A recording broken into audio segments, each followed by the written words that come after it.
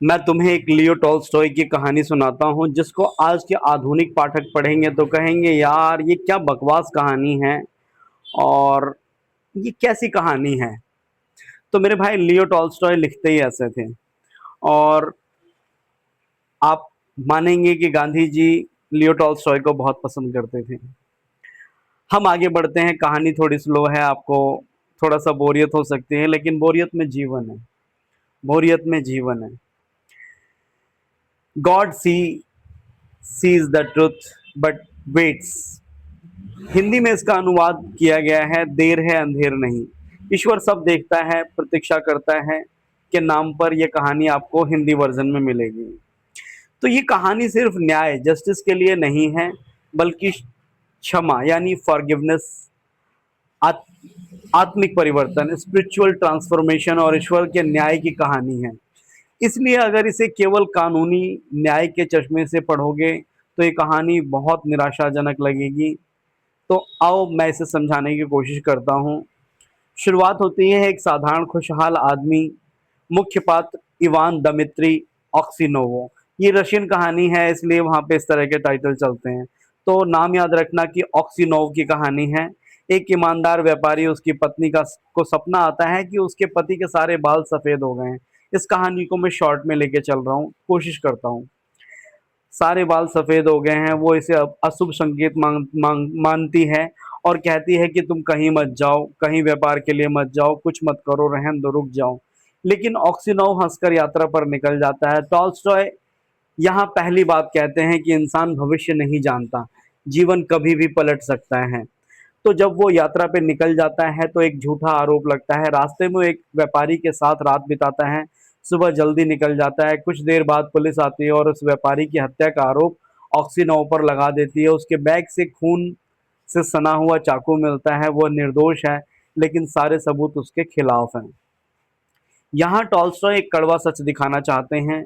सच हमेशा अदालत में नहीं जीतता। दुनिया की न्याय व्यवस्था गलती कर सकती है। दुनिया की न्याय व्यवस्था गलती कर सकती है। कई बार बेकसूर जेल में होते हैं। सच हमेशा अदालत में नहीं जीतता। अब जेल और टूटता हुआ जीवन। उसे साइबेरिया की जेल में भेज दिया जाता है। लंबी सजा हो जाती है। पत्नी भी भरोसा छोड़ देती है। पत्नी भरोसा इसलिए कहती है कि हो सकता है तुमने मर्डर किया हो, कत्ल किया हो। पत्नी भी एक समय उसे निर्दोष होने पर संदेह करने लगती है।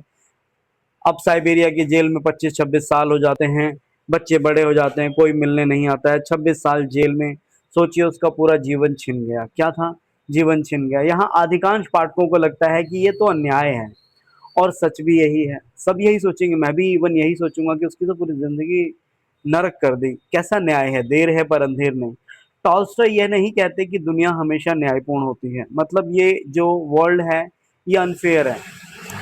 आप किसी से प्रेम करते हैं, आप किसी को सब कुछ देते हैं, और कोई अपनी माँ चुरा लेता है, बहन के लौड़े जाता क्यों नहीं बहन चोद।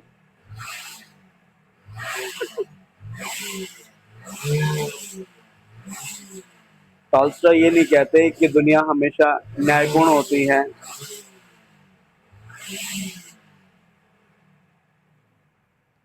ऑक्सीनोव का परिवर्तन। ऑक्सीनोव का परिवर्तन, यही कहानी का सबसे महत्वपूर्ण हिस्सा शुरू होता है। कितना गाली बकता हूँ।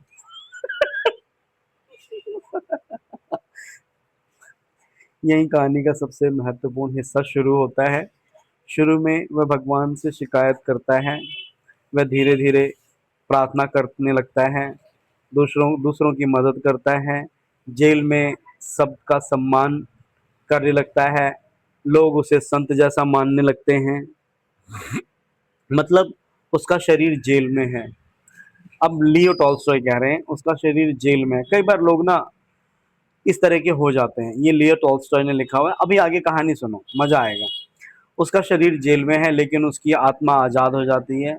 ये कहानी का मोड़ है, यहाँ कहानी का असली मोड़ है। तो कुछ समय बाद होता होता यह है कि असली हत्यारे का आना। उस जेल में असली हत्यारा आ जाता है। 26 साल बाद वही असली हत्यारा माकर माकर उसी जेल में आता है। ऑक्सीनोव उसे पहचान लेता है। अब उसके पास बदला लेने का मौका है। अगर वो सच बता दे तो माकर को कड़ी सजा मिलेगी। सबसे कठिन निर्णय क्या है? माकर जेल से भागने के लिए सुरंग बनाता है। जो उसका जिसने कत्ल किया होता है वो जेल से भागने के लिए सुरंग बनाता है। पकड़े जाने पर अधिकारियों को शक होता है। ऑक्सीनोवा सब जानता था। अगर वो सच बता देता तो जेलर उसे मार मार के जान ले लेता उसकी। किसकी? माकर की। लेकिन वो चुप रहता है और यही पूरी कहानी का दर्शन छिपा हुआ है कि उसने उसको माफ कर दिया। क्या कर दिया? माफ कर दिया। माफ क्यों कर दिया? कि बहुत टाइम बीतने के बाद उसने अपने द्वेष, मन में जो घृणा थी, वो बदल चुका था, टोटली बदल चुका था। तो माकर को माफ कर देता है और ये पूरी कहानी का दर्शन है। ऐसे ही राजीव गांधी की जो हत्यारन थी, उसको भी जब माफ कर दिया गया और वो जेल से निकल गई, तो राहुल गांधी या सोनिया गांधी के पास बहुत पैसा है। वो चाहते तो किसी भी शूटर को हायर करके उड़वा देते, पता ही नहीं चलता यार, पता ही नहीं चलता। लेकिन वो इतनी बड़ी फैमिली और ये सोचती है, और यार हमसे ज़्यादा पढ़े लिखे हैं, वो बहुत ज़्यादा जानते हैं। आप किसी को ऐसे जज नहीं कर सकते। तो ये लियो टॉल्स्टॉय की कहानी ऐसा नहीं कि उन्होंने नहीं पढ़ी होगी, वो दिन भर किताबें ही पढ़ते हैं वो लोग। ऐसे ही कोई मतलब भगवान किसी को सारी चीज़ें नहीं देता है। तो ये कहानी का पूरा दर्शन इसमें छिपा हुआ है। माकर का टूट जाना। माकर पहली बार किसी ऐसे इंसान से मिलता है जिसने उससे नफरत नहीं की। वह रो पड़ता है, वह स्वीकार करता है कि हत्या मैंने की थी। यही वो क्षण है कि जहां कहानी का शीर्षक समझ आता है। देर हुई, 26 साल लग गए, लेकिन अंधेर नहीं हुआ। सच आखिर सामने आ ही जाता है।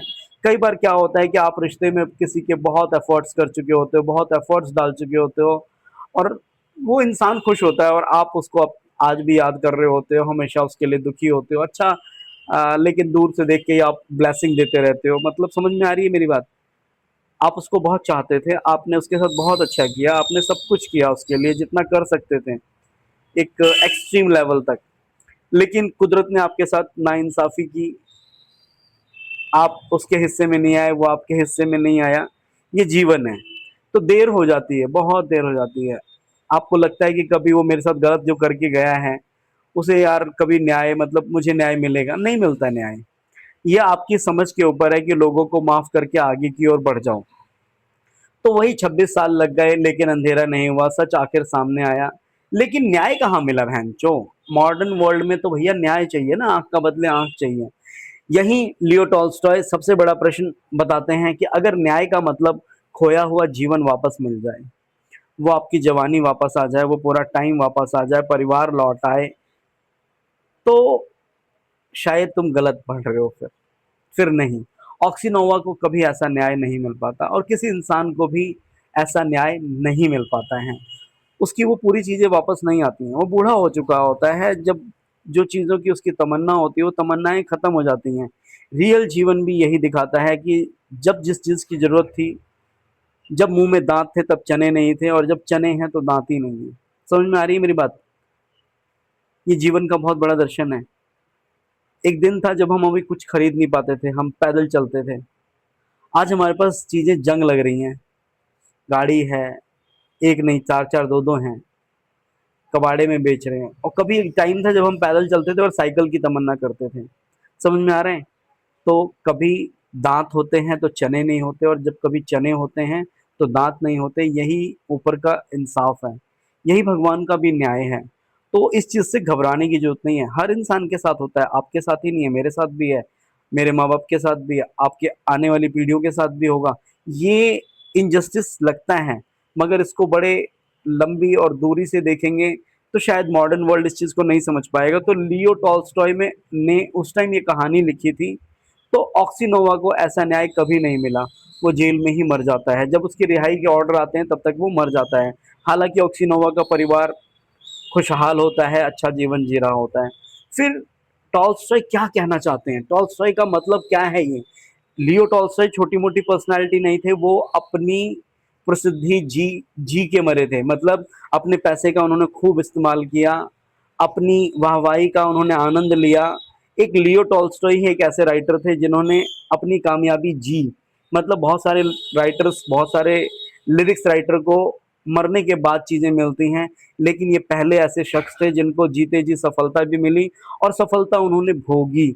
अब जैसे महात्मा गांधी थे, महात्मा गांधी धोती में जीवन बिता दिया और धोती में ही मर गए। जिस भारत की कल्पना की थी वो भारत को वो भोग नहीं पाए और वो भारत कभी बन नहीं पाया। पहला, दुनिया का अन्याय या अधूरा है। लियो टॉल्स्टॉय के अनुसार दो तरह का न्याय होता है। पहला, दुनिया का न्याय या अधूरा है, गलतियां करता है, निर्दोष को भी सजा दे सकता है। और दूसरा, ईश्वर का न्याय, ये देर से आता है, लेकिन जब आता है अपराधी का अंतकरण जागता है, वह अपने अपराध को स्वीकार करता है, निर्दोष के मन में बदले की आग समाप्त हो जाती है। यही असली विजय है। ये लियो टॉल्स्टॉय समझाना चाहते हैं। मेरी बातें मॉडर्न वर्ल्ड को या मुझे भी नहीं समझ में आती। ये मॉडर्न वर्ल्ड, मुझे भी जब ये कहानी मैंने सुनी तो मुझे भी डाइजेस्ट नहीं होती है। Fuck you, which kind of story is this, bullshit, I was also saying like this, but think deeply. हम सबके साथ अन्याय हुआ है, हम सब ने बहुत सारी चीजें खोई हुई हैं। तो क्या ऑक्सीनोवा हार गया बाहरी दुनिया में? तो हाँ, ऑक्सीनोवा बाहरी दुनिया में हार चुका। उसने परिवार खोया, युवावस्था खोई, पूरी जवानी खो दी, जीवन खो दिया, लेकिन भीतर से नहीं। वो इतना बड़ा इंसान बन गया, जेल में उसे संत बाबा के नाम से जानते थे। जिसने जिसने उसकी जिंदगी बर्बाद की, उसी को माफ कर दिया। टॉल्स्टॉय के लिए सबसे बड़ी जीत है। टॉल्स्टॉय के लिए सबसे बड़ी जीत है। टॉल्स्टॉय को समझना इतना आसान नहीं है मेरे भाई। मैं बच्चा हूँ, मैं भी नहीं समझ पाऊंगा, मैं दूसरे की बात क्या करूँ। तो वो इतना बड़ा इंसान बन गया कि उसकी ज़िंदगी बर्बाद की, उसी को माफ़ कर दिया। टॉल्स्टॉय के लिए सबसे बड़ी जीत जीत है। लेकिन एक आधुनिक पाठक को यह कहानी क्यों अधूरी लगती है? क्योंकि आज हम न्याय को कानूनी और सामाजिक दृष्टि से देखते हैं। हम चाहते हैं अपराधी को सज़ा मिले, निर्दोष को मुआवज़ा मिले, जीवन वापसी पटरी पर आए। टॉल्स्टॉय का केंद्र इससे अलग है, उनका सेंट्रल आइडिया अलग है। वे एक गहराई ईसाई नैतिक विचार पर लिख रहे थे कि मनुष्य का सबसे बड़ा परिवर्तन उसके भीतर होता है और क्षमा घृणा से अधिक शक्तिशाली होती है।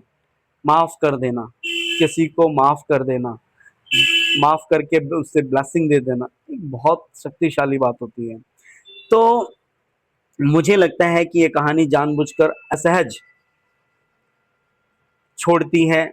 अगर अंत में ऑक्सीनोवा रिहा होकर परिवार से मिल जाता तो ये कहानी सुखांत कहानी बन जाती है। लेकिन टॉल्स्टॉय चाहते हैं कि पाठक कठिन प्रश्नों से जूझे। अगर जीवन आपको कभी न्याय ना दे, तब क्या आपने अपने भीतर कड़वाहट के बिना जी सकते हैं?